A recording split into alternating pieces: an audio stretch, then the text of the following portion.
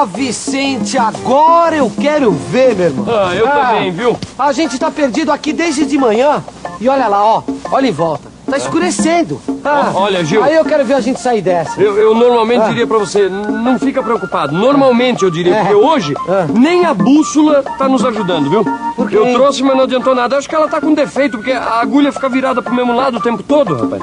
Que defeito, Vicente? Não é defeito, não. Olha, a agulha da bússola sempre fica posicionada pro norte. Porque a partir daí é que você se orienta em outras direções, Mas entendeu? como? Agora, isso quando a gente tem um mapa. Ah, quando tem um mapa. A gente não trouxe o mapa, Certo, então... aí não adianta nada. Exatamente. Agora, por que fica sempre apontando pro norte, hein? Olha, porque, olha, a agulha da bússola é um ímã.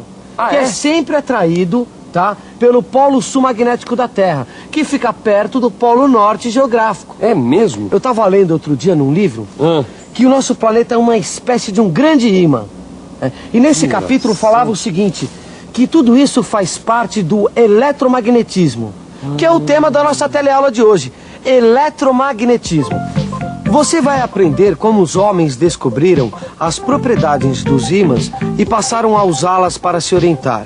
Vai ver também o que é um campo magnético e vai entender o que acontece com os corpos que sofrem a ação desses campos. E aí, ficou interessado? Então se segura que a teleaula está começando hoje com mais atrações do que nunca. Enquanto isso, a gente vai montar acampamento por aqui porque eu não aguento mais andar. Vamos lá, ô Gil? Vamos, peraí. Achar um lugar pra barraca aí. Acho que ali, ó, tá vendo?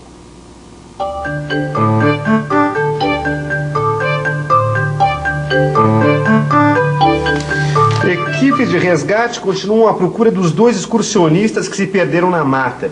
Segundo informações, um deles levava uma bússola, mas nenhum mapa. Puxa vida, coitado desses 2. Só com uma bússola no meio da mata, será que eles não sabiam que sem mapa a bússola não adianta nada? Bom, mas isso até que é engraçado, não é? Você sabia que a bússola foi inventada há mais de 1000 anos pelos chineses e até hoje tem gente que não sabe como usar direito? Então, você imagina se o Pedro Álvares Cabral não soubesse como usar a bússola. Ele não teria descoberto o Brasil. As grandes descobertas do século XVI e o Brasil está aí no meio só foram possíveis porque os navegadores contavam com um aparelhinho que eu tenho certeza que todo mundo já ouviu falar. A bússola. Além, é claro, dos mapas. E olha que os mapas deles eram imprecisos. Mas os navegadores do século XVI não foram os únicos que fizeram descobertas com a ajuda da bússola. Os cientistas também fizeram uso dela.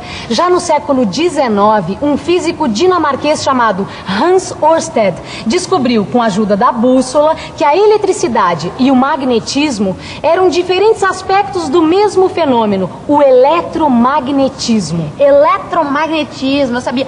Tudo começou com a bússola, não foi? Não, Rosinha, a bússola veio depois. Tudo começou, na verdade, com a descoberta de uma pedra chamada magnetita. Como essa aqui, ó. É uma pedra que atrai pedaços de ferro. Olha, se não fosse a descoberta das propriedades dessa pedra, até hoje nós não teríamos a bússola. Quer dizer, a magnetita é um ímã natural. Exatamente, Rosinha. Olha, a partir da descoberta das características da magnetita, os homens passaram a utilizar o magnetismo. E aí, logo depois, veio a bússola. A bússola é um importante instrumento que nos mostra a ação dos campos magnéticos.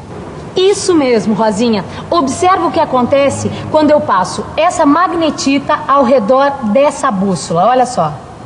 Ela nos mostra que o ímã cria um campo magnético que altera o espaço à sua volta. Gil. Mas no nosso caso, essa bússola aqui não mostrou nada, viu? Que isso, Vicente? A culpa não é da bússola. Não é. Não, o problema é que a gente não trouxe mapa. Pois é, isso não serve pra nada. Ó, fica calmo. A gente vai dar uma bela descansada agora. Daqui a pouco a gente continua a nossa caminhada e em algum lugar a gente vai ter que chegar, meu. Vamos chegar. Se depender da bússola, a gente vai chegar no Polo Norte. Isso que vai ser. Calma, Vicente. Olha, vamos aproveitar que a gente tá aqui e vamos entender o que é eletromagnetismo. Você sabe que essa agulha aqui é um ímã artificial, né? Artificial? Olha, alguns elementos chamados materiais ferromagnéticos se tornam ímãs quando ficam em contato com outros ímãs. Olha. É o que a gente chama de imantação. Sei. Em alguns casos, a imantação pode ser permanente ou não. Tá entendendo? Interessante, hein? Bom, essa bússola acho que ainda vai servir para alguma coisa, né? Mas voltando ao assunto, a imantação produz ímãs artificiais, não é isso? É isso. E os ímãs naturais, como é que eles surgem? Os ímãs naturais surgiram há milhares de anos, porque a Terra é um grande ímã, lembras? Como todo ímã, ela cria em torno de si um campo magnético. E foi a ação desse campo magnético, combinada com as altas temperaturas e com o posterior resfriamento do planeta, que acabaram criando os ímãs naturais. Sabe, Rosinha, o processo de imantação ainda tem uns segredos a serem desvendados, mas a física já avançou bastante no estudo de um dos principais capítulos do eletromagnetismo, aquele que fala dos campos magnéticos. E a primeira coisa é a gente ter uma ideia da forma do campo magnético. Ué, mas Stella, mas é possível a gente ter a ideia da forma do campo magnético? Parece uma coisa abstrata, né? E é abstrato, mas a gente pode ter uma ideia da forma do campo magnético a partir das linhas de indução magnética, que são geradas pelo ímã que cria o campo magnético. Você quer ver? Olha só, vamos pegar essa folha de papel, vamos pegar esse ímã, né? Nós vamos colocar essa folha de papel em cima desse ímã, certo, Rosinha? Aí nós vamos pegar essa limalha de ferro, que é um material que sofre a atração do ímã. Ó, você tá vendo o que acontece? A limalha sofre a ação do campo magnético, Rosinha, certo? Dando uma ideia da forma do campo.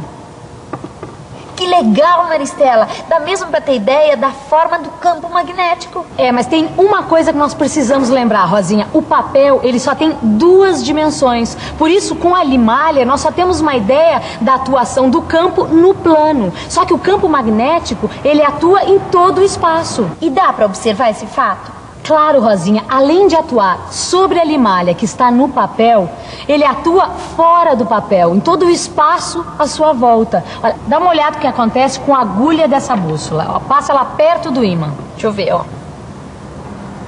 Olha, quando eu passo essa agulha por cima do ímã, ela sofre a ação do campo magnético. Uma prova de que ele está atuando também no espaço. Você já tem uma ideia da configuração de um campo magnético. Mas para entender mesmo o que é esse negócio, você precisa saber interpretar matematicamente os campos magnéticos. A gente precisa definir o vetor campo magnético, que mostra como o campo magnético atua em cada ponto do espaço. Não adianta torcer o nariz, não. A física se preocupa em observar as relações entre os elementos do universo. E o melhor jeito de mostrar como essas relações acontecem é através da matemática. Se segura aí. Eu aposto que você vai entender tudinho. E depois, você já sabe, tire as suas dúvidas, aprofunde seus conhecimentos no seu livro. Ele é fundamental para você captar tudo sobre eletromagnetismo. É, Gil, nós estamos num mato sem cachorro, viu? Vamos ver se pelo menos a gente consegue encontrar um caminho dentro do eletromagnetismo, né? Você sabe que eu sei um jeito de achar a definição matemática do vetor campo magnético? É mesmo? Olha, é só a gente imaginar uma interação entre o campo magnético e uma carga elétrica em movimento. Vamos supor que uma carga elétrica Q entre num campo magnético com uma velocidade V. Sobre essa carga vai aparecer uma força F, perpendicular à direção da velocidade e do vetor campo magnético B. Com os valores de Q, F e V e o ângulo θ, temos um módulo do campo magnético, definido por essa expressão. B é igual a F sobre Q vezes V vezes seno de θ. No seu livro você vai encontrar tudo explicadinho. O primeiro passo para a gente entender essa interação entre campo magnético e cargas elétricas em movimento é supor que as linhas do campo magnético numa determinada região do espaço sejam paralelas e horizontais. Existe uma experiência que vai nos ajudar a visualizar o que acontece com cargas elétricas dentro do campo magnético. Olha só, no seu livro de estudos você vai encontrar mais detalhes sobre essa relação. Aqui nós temos um aparelho que possui um tubo de raios catódicos, como o tubo que existe dentro da televisão. Então olha só, esse pontinho aqui é o ponto de impacto de um feixe de elétrons contra a tela. Veja o que acontece quando a gente aproxima um ímã. O campo magnético criado pelo ímã faz aparecer uma força que atua sobre o feixe de elétrons. Agora, se nós invertermos a posição do ímã, veja o que acontece, o ponto desce. Enquanto está dentro do campo, o feixe de elétrons, que são cargas em movimento, sofre a ação de uma força. E é a partir dessa força que a gente definiu matematicamente o campo magnético. O sentido dessa força depende do sinal da carga. Na nossa experiência, trata-se de um feixe de elétrons, então as cargas têm sinal negativo. E é muito fácil saber o sentido dessa força. É só usar a regra da mão direita, ou como também é conhecida, regra do tapa. Em outras palavras, a regra da mão direita ou tapa é um método muito simples para verificar a direção e o sentido da força que atua sobre a partícula carregada dentro do campo magnético. E é muito fácil, você quer ver? Olha só, Rosinha, pega este ímã que eu estava usando, enquanto eu vou falando você vai demonstrando, tá legal? Okay. Então, olha só, coloca-se a palma da mão direita no sentido do campo magnético criado pelo ímã. E o polegar na direção e sentido das cargas elétricas, nesse caso o feixe de elétrons. A direção da força é perpendicular à palma da mão. Se as cargas fossem positivas, ela teria o sentido de um tapa dado com essa mão. Quer dizer, ela sairia da palma da mão. Mas aqui são elétrons, portanto a força tem sentido oposto, como se entrasse na palma da mão.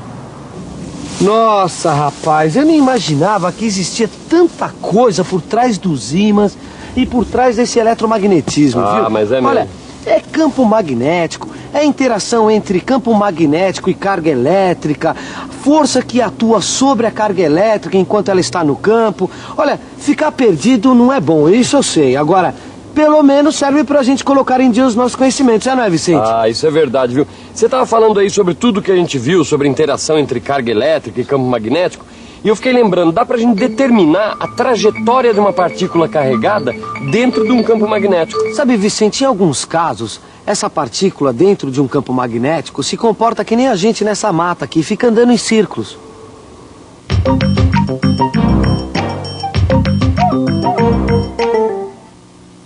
Quando uma carga é lançada em direção perpendicular a um campo magnético, a ação da força F será também perpendicular à velocidade v.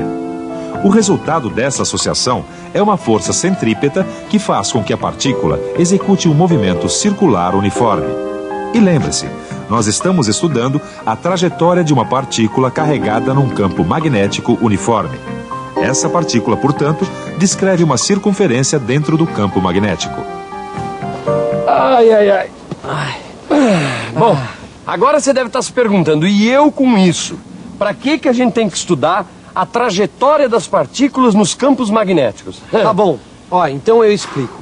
Foi através desses estudos que os físicos começaram a entender melhor algumas estruturinhas minúsculas dentro do átomo, chamadas partículas elementares. Tá certo?